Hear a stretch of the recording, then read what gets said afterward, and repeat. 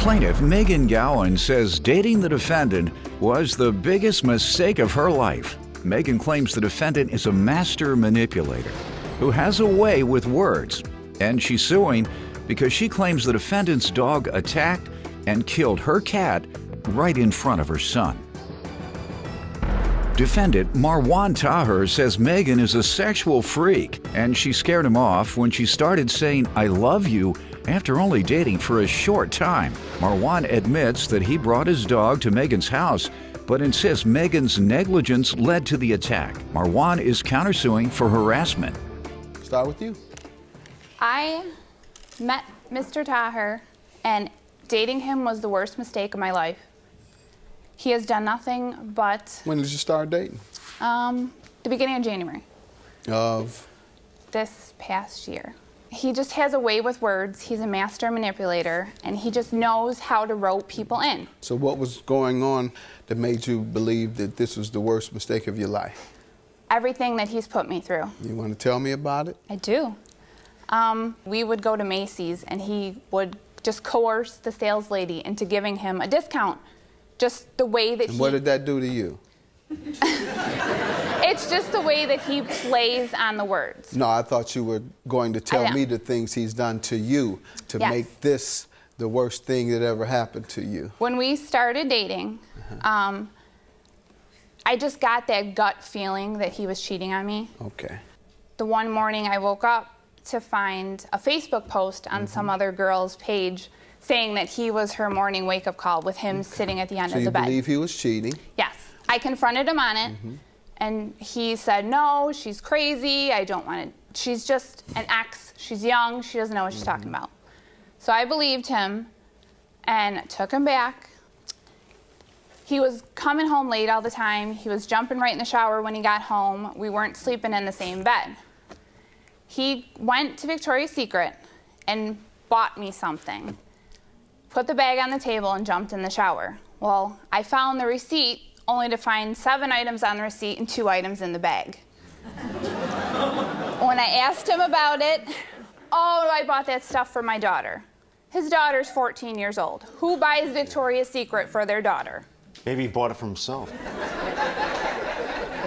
No, he told me it was his daughter, and at that point, I was like, "You need to go." So cheating was the worst thing that ever happened to you? Unfortunately not. Okay, what else? In January, he had brought Same over... month you met him. Same month I met him. He had brought over a Mastiff. Those dogs are very huge. I have 2 cats, and I told him, I said, "This is not a good idea." So he stood in the kitchen with the dog, and he Okay, so you're telling me about the lawsuit?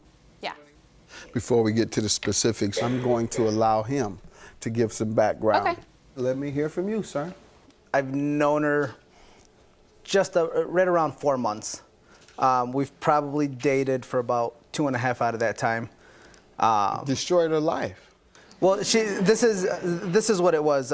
She started using the love word. After 2 months? Within 2 months. It was probably before that. Like everything was moving so quick. What did you say? What's that? What did you say? I didn't. The first time, Your Honor, I didn't say anything. The second time, to avoid any arguments or anything, I responded with, "I love you too." You didn't mean it, though? No, I mean, that's what I mean. Like, I might have used it. Did you mean it? No, Your Honor. Okay. But like I said, I just wanted to avoid the I understand. the arguments and She may have harassed you the rest of the night. In the middle of whatever. Yeah. "Oh, I love you," and you don't say anything back. She stops. Yeah, and that's what it was the first time. Yeah. "You don't love me?" "Baby, we just met 2 months ago, and give us time." "But I love you." I don't know what to say. I appreciate the love. What do you mean you appreciate the love? Do you love me or not? That's how pretty much it was the first time. So I understand. So I understand. Okay, baby, I love you. Fine. Can we just finish this? Go ahead. Yeah, it was an awkward moment, but I mean, you know, she's not so innocent, Your Honor. Like I said, I mean, with the love thing, and then, you know, she's a sexual freak. You know, oh yeah. That's a terrible thing. What was Your she Honor, doing? she is no longer my girlfriend, so I wouldn't take offense of anything. Wait, but can I interject? Yeah. Why I was hear he about that. texting me last night to come over then? Pardon me? He was text messaging and calling me 22 times last night to come 22 over. times text message. I think No, most 22 times calling and well, I texting got you, me. ma'am, and I think most men who had a sexual freak would do the same thing. I'd be 50. I'll be very honest. Dor said it'd been 50. But, Go ahead, sir. So anyway, you know, she's like I said. I mean, she's not all innocent. I got mean, you, you but might she think didn't she's catch innocent. You cheating, right? What's that? She didn't catch you cheating. She never caught me. No, Your Honor. Gotcha. All right. Let me hear from you about the loan and the emotional distress. The emotional distress came first. Like I said, he had brought his very big dog to my house with 2 cats. He was standing in the kitchen, and he just let the cat come up to the dog. Well, the dog had kind of lunged, and he grabbed the dog, but the cat had swatted the dog in the nose. My son, this was his cat. I said, it's not a good idea. He said, no, it'll be fine. We'll put the dog in the bedroom with us. So the next morning, I had gone out to take a shower. The dog was in the bedroom, and I had gotten out and jumped in the shower. I came back, and I saw the dog kind of sitting at the door and like looking underneath the door because the cat was there. So I said, I better go lock the cats up. So as I went to go out, the dog had pushed by me and went after the cat. The one cat fortunately got away, but the other cat did not.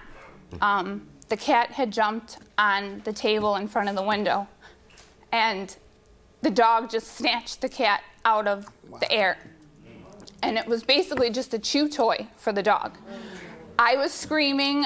He comes running out. My neighbors come running downstairs. I went to grab the cat and had gotten all mangled. I mean, there was blood everywhere. It looked like a massacre had happened. Unfortunately, my son saw all this. How much are you asking for in emotional distress? $1,500. Okay. Sir, what do you say to this? First off, Your Honor, I told her that, you know, the dog's going to spend the night with us. She was kind of like a little iffy about it, you know, but wasn't anything that a little sex couldn't handle. I specifically said, do not open that door unless you wake me up. I said, you know, I can hold the dog, then you can go out. She decides to go out. She jumps in the shower. I'm still sleeping. She never woke me up. On her way back in, she opens the door. The dog's sitting there waiting. Trying to escape the bedroom. Exactly. Dog could have gotten her. Well, I mean, the dog was fine. You know, I mean, as far I know. as you know, It's the cat. And that's not funny. But you know, like she said, you know, the dog had got out. That's when I woke up when I heard all the noise. It didn't really work out What'd for you the. do? I tried to grab. I actually have a scar. I tried to separate the dog and the cat, but like I said, by the Couldn't time restrain your dog. I couldn't get the cat kept scratching me. Right. Yeah, I So couldn't. you couldn't restrain your dog. Because the cat kept scratching the Whatever dog. the reason, you No. couldn't restrain it because of a little bitty cat, you say. It wasn't a little cat. It's not funny, folks. This isn't funny. I mean, he's trivializing this. This woman and her son saw her cat Her son was mangled. sleeping, Your Honor. Can I yes. say one more thing? Unfortunately, my son did see it. He did write a letter saying when he saw the blood in the hallway was when he locked himself in his bedroom because he was, he was afraid that the dog was going to come after him. Loans. Tell me about that. You're suing for loans. He had traffic tickets and a suspended license, and he was driving. I don't know the dates of these tickets. I just know they were outstanding, and it had come to the point where you're not paying, we're going to arrest you. So I had said, take my credit card, I will lend you the money to pay the tickets so you can get your license back. At that point, he agreed to pay for the tickets, but unfortunately never kept his end of the bargain. And the total amount you loaned for the tickets were how much? $1,850. And he hasn't paid anything. No. All right, sir, what do you want to tell me about the loans or the tickets? Your Honor, she was buying me things. No problem, as long as she was getting it. You know, as far as the sex, there was no problem with her buying me stuff, paying for stuff. She was offering for everything. She offered like me what? to. I mean, actually, this outfit that I have on, thanks to. All right, $20. What else? She was buying it. I was taking it. Why not? Thanks. What'd you buy her? I was buying her things too, as far as, you know, then taking her out. Tell me. Yeah, I bought her a couple of outfits. Bought her some Victoria's Secret. What type of outfits? There was actually some jeans, and I took her to the mall, and I actually bought her some jeans and a shirt. I'd say within like the first 2 weeks that we actually started hanging out. Did anything you're referring to, either purchases by you or her, amount to $1,850 or anything near that amount? I would say it's probably around $1,000 that I spent within that few months. On her. As far as going out to eat, I was paying the bill. As far as, like I And said, she agreed to repay you for going out to eat? No. All right, so we're talking about the things she says you agreed to repay. I never agreed to pay that back. She offered because, like I said, Right. So you felt that she would give you $1,850 at one time. Not talking about cheap clothes and McDonald's. I'm talking about $1,850.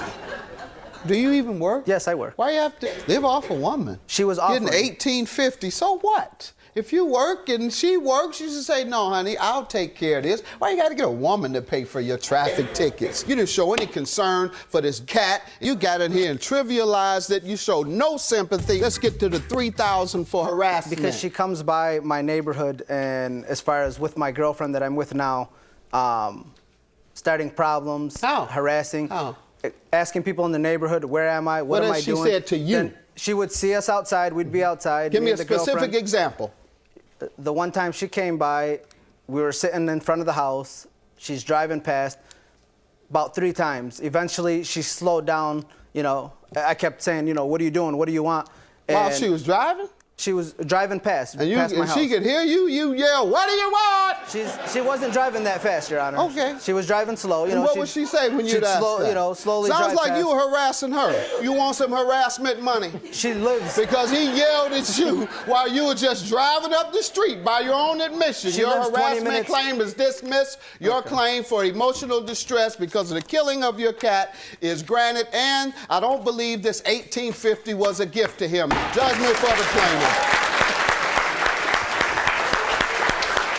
She's gonna do her thing, I'm gonna do my thing, and that's just about it.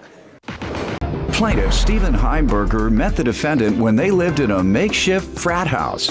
Stephen claims after a year of partying and noise violations, he and the defendant decided to move out on their own. And he's suing because he claims while walking the defendant's dog, the dog attacked another dog, and Stephen was sued by the injured dog's owner. Defendant Brett Rice says when he first lived with Stephen, they were 2 of 7 roommates, and they were the only 2 who grew out of all the partying. Brett does not believe he's responsible for the injured animal because he was not there when the attack took place. Start with you. Well, Brett and I know each other from ways back. We kind of were recruited to live in a sort of makeshift frat house by kind of some mutual friends back in the day. Very similar to the movie Old School. I don't know if you've seen that, but basically exactly like that. So just about 8 guys lived in a house, just kind of doing the college thing, you know, drinking, parties, girls, you know, we had a great time. Did you all graduate? I was in school at the time. Brett actually was not attending school. He was just... Did you graduate? Yes, sir. Good. Go ahead. We were in this house for 1 year, and a lot of crazy times over the span of the year. A lot of noise violations from the neighbors. Typical frat house. It was a frat house. Very, very true. So the year ended, and Brett and I decided that we should kind of move on as roommates and get an apartment together. Lived in that apartment for a year, and after that I went out and purchased a house. Did you all keep partying at the apartment? We did. I mean, a lot of nights I'd love to tell you about, but probably don't even remember clearly. Go ahead. So you bought your own house. That's correct, sir. And where did he go? He moved in with me. So basically, Okay. I became landlord and a friend. Before we get to the specifics, let me allow him to give some background. Yeah. Well, just for the record, we were not frat guys. We just lived in a house near campus. So we became good friends after that, you know, just kind of with everything we pulled off at that house. I mean, we had the basketball team there, the football team, you know, and we just threw some great parties. The college players. Yeah. Cops kicked in our door because we were making too much noise just to mess with us. And so kind of through that experience, you know, we became good friends, and we also had a lot in common as far as, I mean, we both loved to play golf, we both snowboard. I mean, I wore my Seahawks jersey into Heinz Field with this guy. I mean, we were as close as friends could be, you know. What does that mean? And I know they're football teams, but Seahawks going in the Heinz Field. In the Steelers Oh, stadium. I know. But that means you would have been jumped on, you would have been assaulted. We were, yeah. So you risk his life. That's your Exactly. point. We had each other's back. The viewers need to understand that it's so much football hostility that if you wear a jersey in somebody else's stadium, you're subject to have a problem, right? That's what. Like the time you went to Ohio State. Exactly. That's what I was thinking about. Same thing happened to me. My son had nerve, Greg. He was a Michigan student. He had nerve to wear a Michigan jersey when we went to Ohio State to see the Michigan-Ohio State game, and I'm the one that paid the consequences. Some guy throws a full can of beer, not open, a full can of beer at me, just hit my face. Another one gets in front of my face. Get that out of here. We're going to I said, Greg, take that jersey off. So I understand now. Yeah. We were lucky enough to only get verbal abuse that day, but. Okay. All right, so tell me about the $4,000 you're suing for. Maybe 6-9 months after moving in, he inquired about getting a dog. Seemed like a good idea, you know, finally own a home, let's bring a dog in. Dog was kind of had a poor attitude, if you will. Kind of a jerk of a dog, but so the dog's bad attitude, how did that manifest itself? Just sort of, you know, generally you call a dog, especially if you live with the dog, the dog will come. This dog would kind of give you a look. Yours would run. Roll his eyes and kind of turn his head back over, kind of one of those sorts of things. Okay. Shortly after he got a dog, I decided to get a dog. So we have 2 dogs now, both pit bulls. It was kind of an unspoken agreement between Brett and I that if you were going somewhere and you were taking the dog to a park or for a walk or whatever, you'd take the other dog, you know, it's mean to leave one dog behind. It was also very one-sided. I was doing 90% of the dog walking for the record. Right, go ahead. I don't necessarily disagree. One day, my girlfriend and I, this is May 2010, decided to take the dogs to a local park. I was walking Brett's dog on leash, and she was walking my dog on leash. And just walking along, and all of a sudden, completely unprovoked, Brett's dog bit another dog walking by in the opposite direction. Not just bit the dog, but basically clinched on and didn't release. That's what pit bulls do. So my dog was there. My dog was not involved at all. No provocation? Was your dog provoked? I haven't heard. Steve says he wasn't. Steve says he wasn't provoked. Really? And some pit bulls are like that. When the 2 dogs got together, they kind of became punks together, almost like a pack mentality or something. All right, so $4,000. Let's get to that. The owner of the dog that was bit moved forward with legal action towards myself and Brett equally. They were able to get a judgment passed through, basically without either of our knowledge. How much? The judgment, I believe, was for $13,000. Well, if I can back up, just before that, they had sent us a letter saying they wanted $4,000, and it was so much money to both of us at the time. We just both didn't think like. Okay, but they received the judgment for 13. Correct. They received a judgment which was later overturned. Was it retried? It was completely vacated. At that point, there were continuing discussions. So there's no one liable for anything if it was vacated? Well, the owner of the other dog didn't see it that way because they continued. If the judgment was vacated, you weren't required to pay the plaintiff anything. That is correct. So did you pay something? Not at that time. So after, Later you did? That's what we're talking about, sir. How did you become liable later if the judgment was vacated? I settled with the party for $8,000 in order Because they were going to appeal? Correct. You settled and he's responsible for half? That's why you want $4,000? Yes. And did he agree? Obviously, He because did it's agree. a breach of contract. I have evidence here, email conversation All between right. the two of us. Let's see it. Sir, did you agree to pay a half of the judgment? In so many words I did in that email, obviously $4,000 is a lot of money. Why shouldn't you have to pay now? Well, I feel like since I wasn't there, I wasn't really responsible. Then why did you agree to it in the first place? Because I didn't understand, first of all, if paying that $4,000 cleared me from that judgment. And You should get a release. Okay, and see, I mean, I really just said I can't write a check for that amount of money without like a judge ordering me to or something. Like I just suggested to Steve that we go to small claims court. No, the settlement should have said after you pay the $4,000, you'll be released from liability, the two of you. But it was a one-sided release for him. It didn't have your name in there? It didn't have my Who has name the in release? it. Brett very much took no action in all of Who this. has the release? I have the release wouldn't right pay you either if the proposed judgment doesn't include a release saying that you don't have to pay. This release does not apply to any of the claims against Brett Rice. He doesn't get a release. This still has him on the hook. As far as his thing went, though, Even if he pays, he's still on the hook. If he gives you $4,000, they can come back at him and say, "We didn't give you a release. What are you talking about? Give up. We don't know about you giving him $4,000. We want $4,000 directly given to us." At that point in time, he can come back at me for that money if that's the case. But considering this was 3 years But instead ago, of coming back at you, he just don't pay you until you come with a release in his name.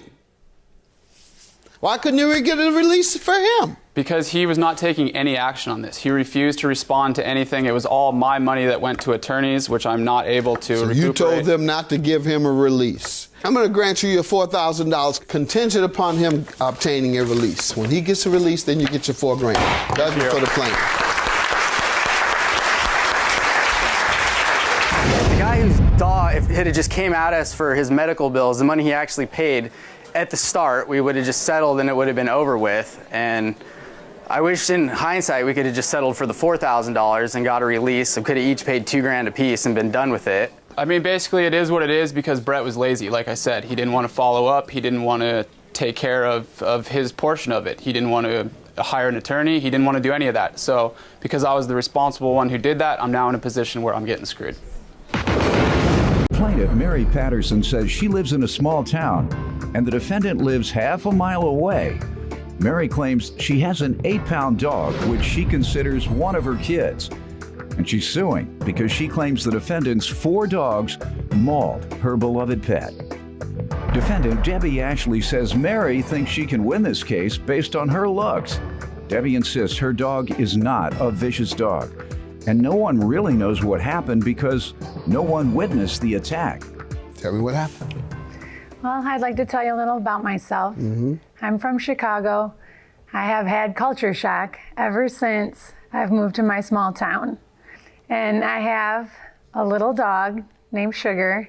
I like to dress her up, take her out. I have 4 kids. We play with her at the park. She slides down the slide. She's like one of my kids. Let's see it, please.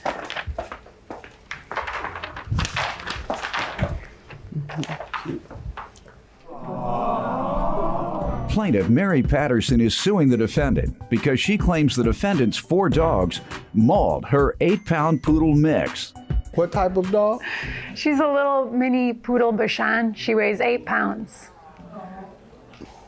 Beautiful dog. What's the Bashan? I'm not familiar with a Bashan. Barbie doll dog. Okay. All right. Whatever she is, my kids adore her. We take her on trips. I've snuck her into the grocery store.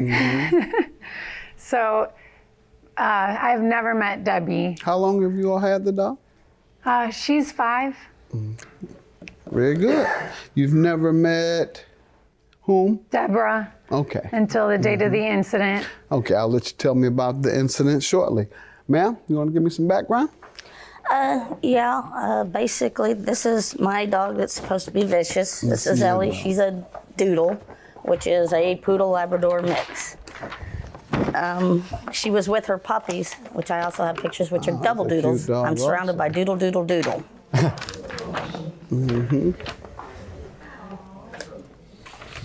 She basically, she protects those kids as if they were her kids. They are my kids. I don't have kids myself. All my kids have 4 legs. And so How long have you had your dog? she is 2.5, and the babies turned a year in February, so they're no longer babies. They're still babies, even though they're 70 pounds. Okay. So what happened?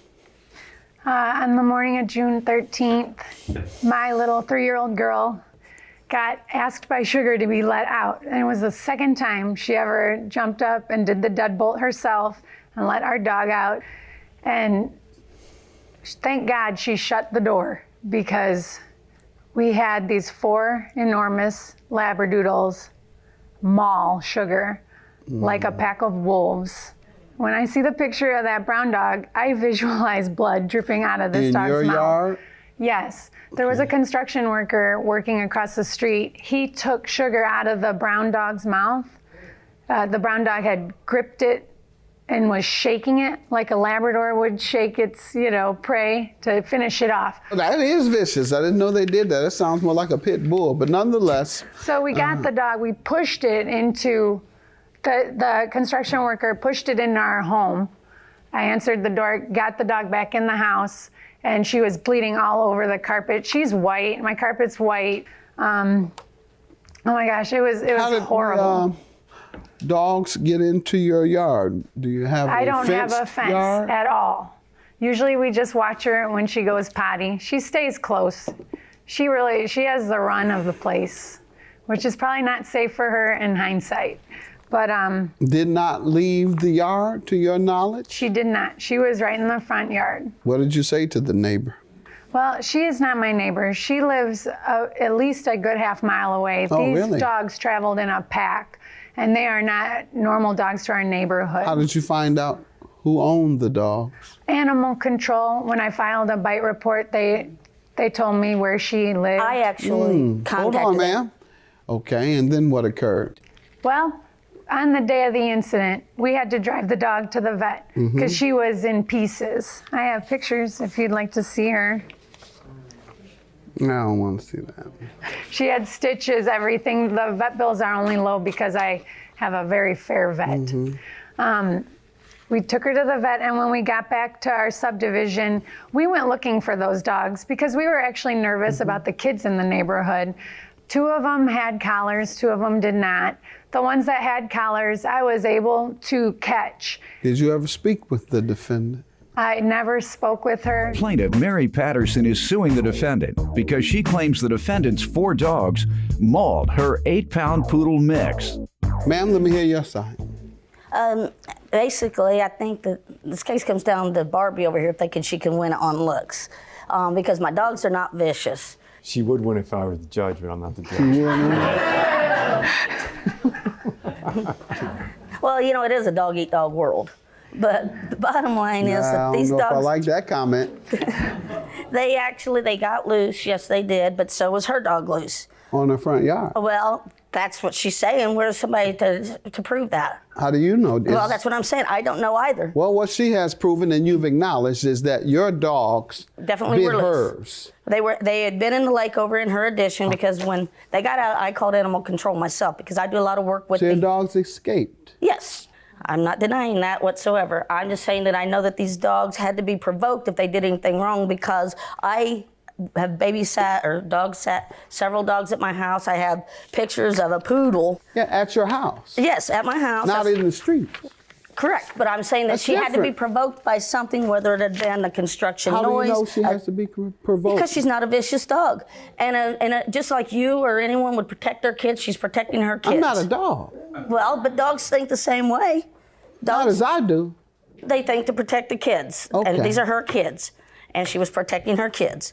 I mean, that's just how they are. They don't know size difference. I mean, they don't know that this dog's this big and they're this big. You're taking the kids thing too far with these dogs. And I apologize, I'm All not right. trying to. Yeah, all right. Ma'am, your dogs got loose admittedly, and they were half a mile away. The plaintiff proved that her dog was attacked. She says that her dog never left the yard. You have no way of disputing that. I advise you to keep your dogs on your property, otherwise you're going to get sued frequently. All right? 348 is your judgment. Have a good day.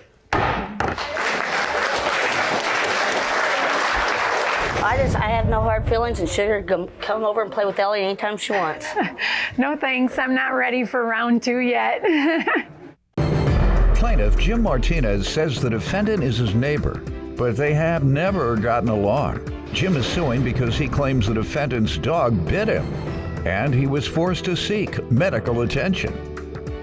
Defendant Brian Stiegel admits that his dog bit Jim, but insists it was only because Jim came onto his property after dark, and the dog was simply protecting his home. Brian's countersuing for a vet bill and emotional distress. Start with you. Okay, well, I've known the neighbors since 2009, and but I can't say that we're good neighbors. It started off kind of rocky because he had parked his car in front of my mailbox, and my son put a note on his car asking him not to do that. What year was that? Probably 2010. Okay, a little after moving in. A little bit after moving in. So he put the note in the car, and later this afternoon, I heard a knock on my door, and it was the neighbor. And he said, "You put this note on my car?" I said, "Well, yeah, sort of." So he said, "Don't put notes on my car." I said, "Well, we can't get our mail if you park your car in front of the mailbox." And his response was, "I don't care if I get my mail every day." And I said, "Well, we do. We like to get our mail every day." So he raised his voice, said, "Don't put notes on my car." He threw the note down and walked off. Okay, and after that, that's 11 years ago. Yeah, there was no communication after that. I avoided him, he avoided me. Okay, for 11 years? All right. Yeah, there was nothing to discuss. Yeah. So it doesn't matter to me, but they smoke weed over there. I can see them in their garage. I can smell it.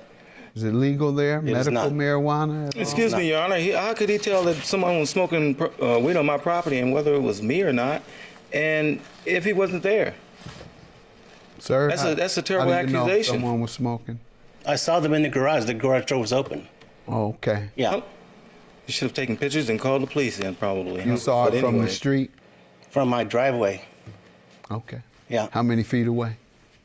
40 feet. Okay. At the most. All right. Did it bother you? It's probably a lot more than that. Did it bother you? It doesn't really matter to me, except if you're smoking pot, I think you're irresponsible, and you can cloud your judgment, and so. It can cloud your judgment? Yeah. All right. You ever see anybody drinking? Yeah, I've seen people drinking. All right. Does that bother you? No, it doesn't bother me. It clouds your judgment. It clouds your judgment, but as long as it's not hurting anybody, it doesn't matter. But when somebody gets injured, then it does matter. Okay, so someone got injured as a result of them smoking weed?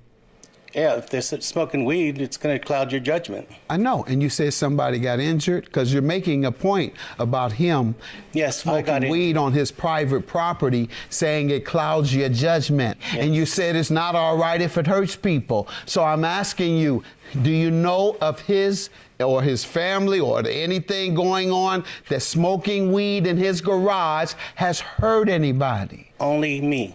And I believe how has it hurt you, sir? How has it hurt you? Well, that's what we're talking about is the lawsuit. Oh, this is about smoking weed?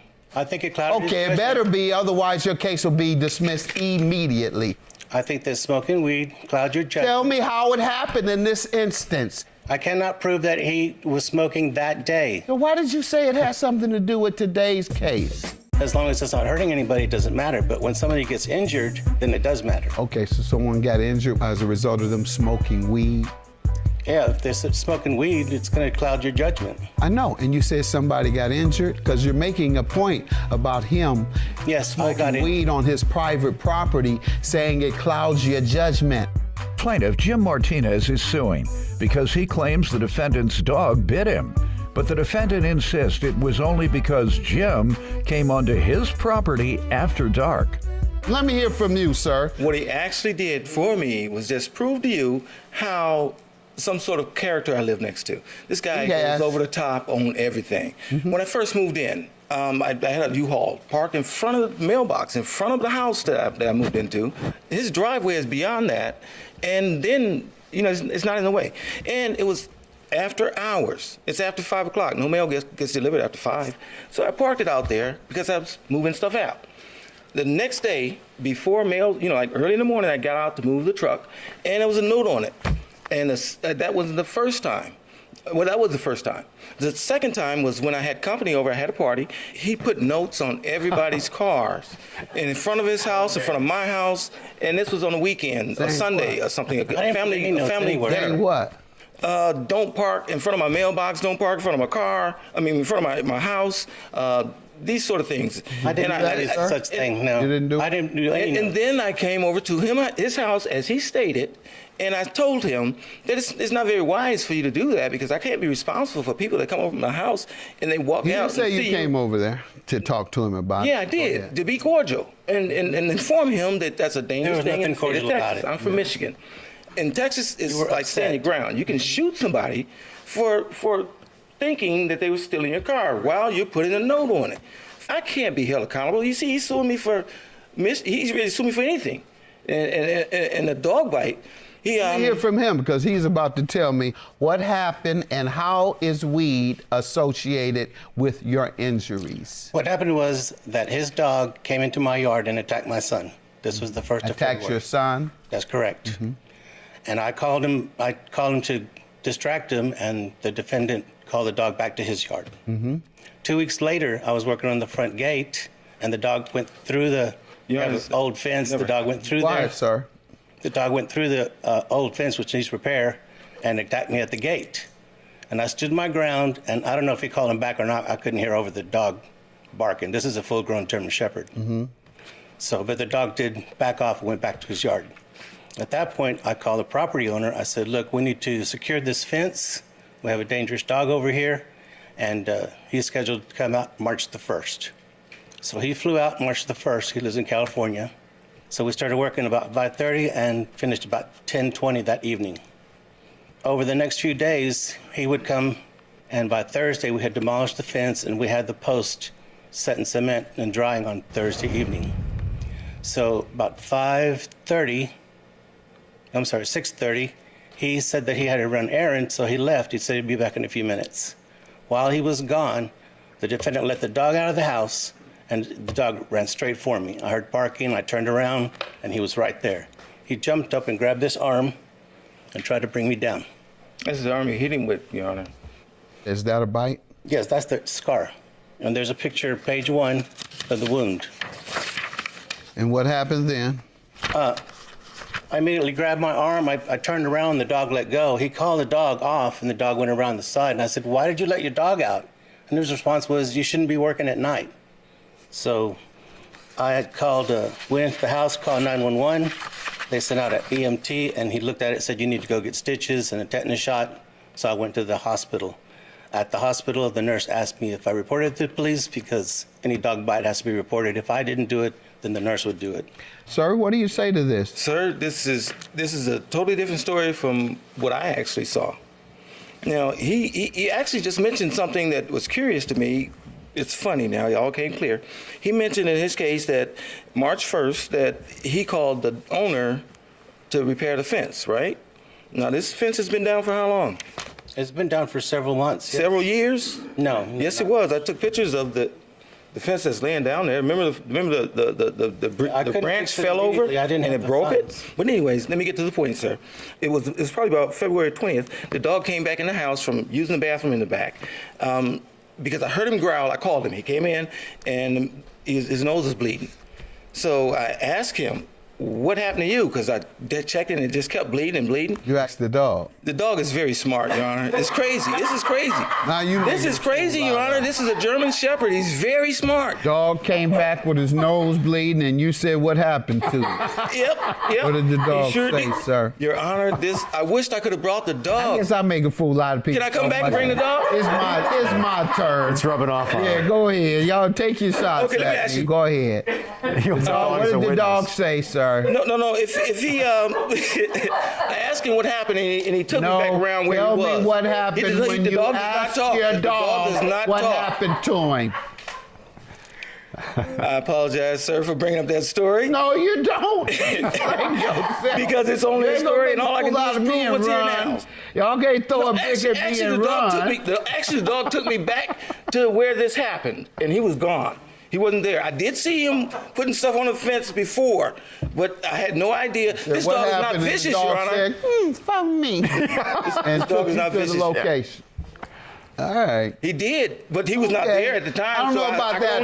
What happened, I wasn't part, even gonna, but I can see how the dog might lead you back to the place of the incident, but I don't know if it's in response to you saying what happened. Plaintiff Jim Martinez is suing because he claims the defendant's dog bit him.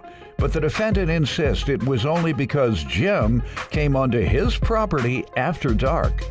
Question is, February 20th, had the fence been repaired? No, sir. The fence was down.